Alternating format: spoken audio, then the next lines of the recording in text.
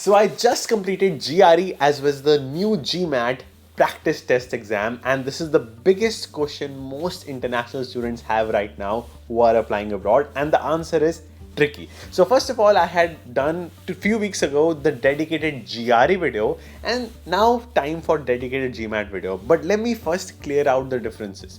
One stereotype is there that GRE is for masters only, like science, technology, engineering, mathematics, and GMAT is for business heavy courses like MBA, finance, etc. It is generally true, but many business schools accept both. They are not biased, and I have seen many cases top B schools people going with GRE and top B schools with GMAT. But yeah, there is bias. To some extent bias is there, so that's why people want to show their analytical skills, because GMAT has more analytical section, GRE is more verbal section. So students generally, especially from India, they struggle with vocabulary in GRE, and in GMAT they struggle with analytics section, because I'm not just going to tell you, I'm going to show you how I took the exam and how it feels like. So let's start with the story of how English test taking is evolving. So in the US, it used to be 3 to 4 hours. It used to take your entire day, 4 hours of exam, 10 minutes break, very exhausting,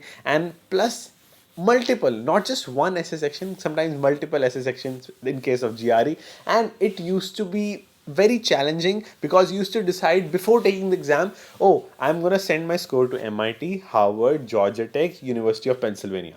And let's say you don't perform well in GRE or GMAT, you're like, oh no, my score will still be sent out because I chose those free universities already. But now things are different. Now, when you get the result of GMAT, then you have 48 hours to send 5 universities free of that score, and that is less headache. So now you can take your exam without pre-test taking stress. Minimum stress before the exam and minimum stress during the exam as well. Number 2 idea of changing the exams is that how we are evolving. Similarly, exam is evolving. It is telling you that things that are very particular to small section of society, such as grammar, which are only in the style of America, it should not be given priority. Now, questions should be shaped more to test your analytical abilities, your IQ. So questions are shaped more particularly that way. Less memorization, more concepts. Now, let me show you how the test looks like and how you will feel while taking the new GMAT. Now, GMAT is only 3 sections: verbal, quant, data analytics. Even if you look at the official guide, it's now called GMAT Focus Edition. The maximum score is now 805 instead of just 800, which it used to be. Now these 3 sections, 45 minutes each: data analytics, verbal reasoning, quantitative reasoning. You don't need to look at their individual score, just look at the total score, because total score will be combined to max of 805. Even if you get score of 755 or even 705 and above, you are pretty much above 99 percentile.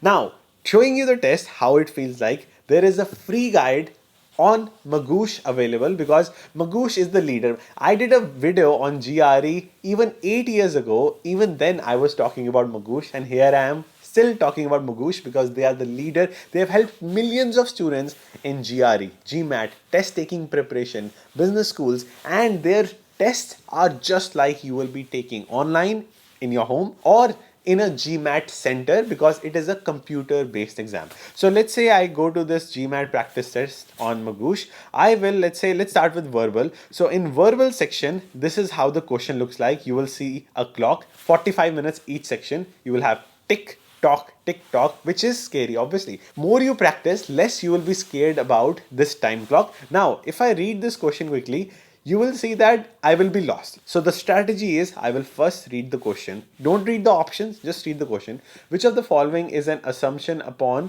which spokesman's conclusion depends? So when I was practicing, I always focused on one word which is important among the whole question. You cannot memorize everything.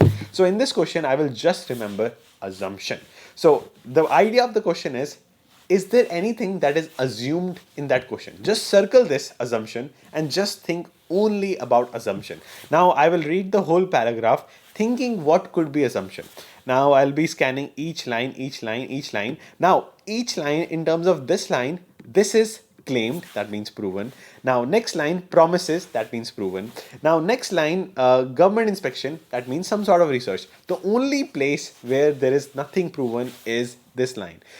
Cited 3 years ago by a government-led facility for exceeding. Now, for exceeding has no proof provided. Obviously, this has a proof, but this line, for exceeding safe level of radiation, has no proof provided. So it's a clear idea that this is the line which has no proof, so this is assumption. Obviously, it will take a lot more practice.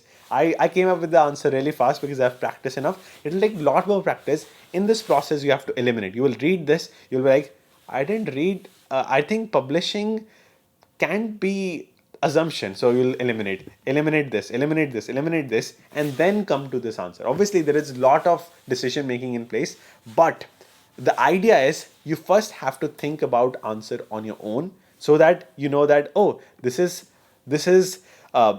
proven, this is proven, this is proven, but this is not. So highlight it and then compare.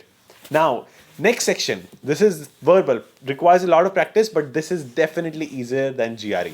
Now, next section is your quantitative section, which is like your 9th, 10th, 11th grade math, but remember, it is bit above the level of GRE. So let's say I go to quant section. Now here there is this section, this is a very simple problem. How many 3-digit positive integer are such that all 3 digits are different and leftmost is not 0?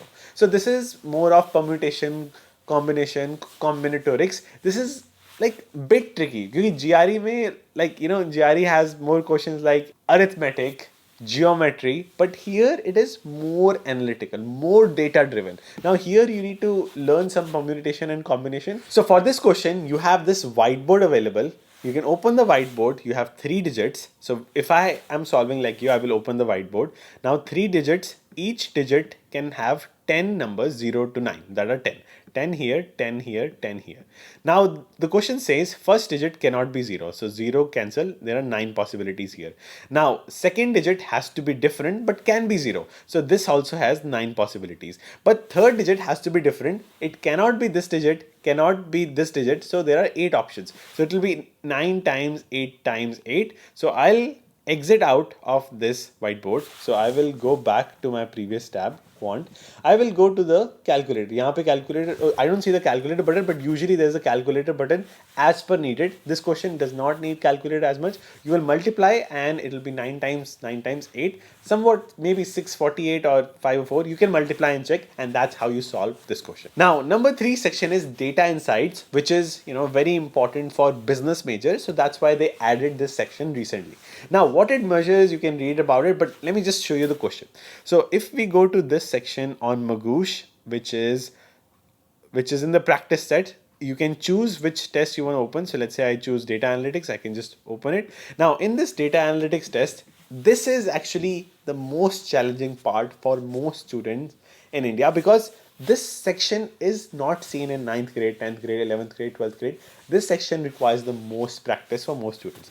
Now if you read the question as well, like you will be like, yeah, this is the equation. You need to fit in P or Q value. Let's say you put P as 21, Q as 28. You will keep randomly choosing P, Q, and then try to solve, which gives you the answer 70. So average is 70. 70 equals to what PQ values you can have.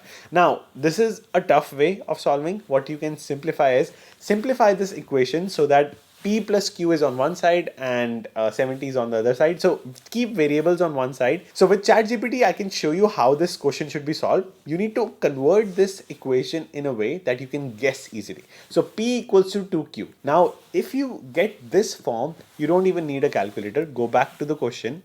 Now here you just know that one is double of the other, and it's a simple 28 and 56 are double of each other. So one is 28 and other is 56, and make sure P and Q are chosen correctly. So this way it becomes very easy, and there is calculator as well which you can use. So simple calculator is provided just like this online setup. So just like the questions you see on Magoosh practice sets, there are 1000+ questions you can practice, and similar will be the question on the real exam. That's why it is the industry leader for students. Now next big change in GMAT is no essay needed, because students used to struggle in essay because they have already 10 essays to write in their college application, another essay used to be headache. And it is proven by research, when you are writing essay in only 30 minutes, your creativity of essay is at the bottom, because currently you have so many resources to write a good essay. That's why without those resources, writing an essay in 30 minutes is extremely difficult,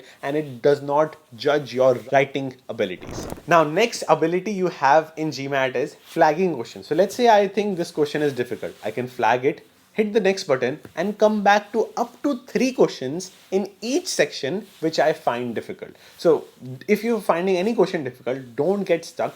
Just flag it up to 3 and move on. And the difficulty levels keeps on increasing as you get questions right, and it decreases a little bit if you get questions wrong. Now, this new GMAT costs $275. $250 was before, but don't spend a lot of money in practicing and coaching, because you have Magoosh. First of all, Magoosh provides you practice tests at 1/6 of competitors, and by just practicing on Magoosh, you will be ready, because practice is the only way to understand. Don't spend a lot of time on what is there, what are the strategies, because at the end of the day, when you practice and figure out and maybe ask ChatGPT for help, that is more than enough. Number 5, create a error journal. Whatever question you get wrong, at least write that I got this question wrong for this reason, so you don't make that mistake. Create a document of every mistake you do, so that you can review every time you take a new test, and also before taking the final exam. And you have 5 attempts you can take GMAT in a year, so use those attempts wisely, and your GMAT score is valid for 5 years. And last, you can practice GMAT anywhere, anytime, even on your laptop as well as on the phone, because Magoosh has an app as well. Don't forget to check out, and wish you all the best. No matter which test you take, practice is all you need, and making sure you write down your mistakes. So that will be it. Thank you so much for watching, and I'll see you guys in the next one. Goodbye.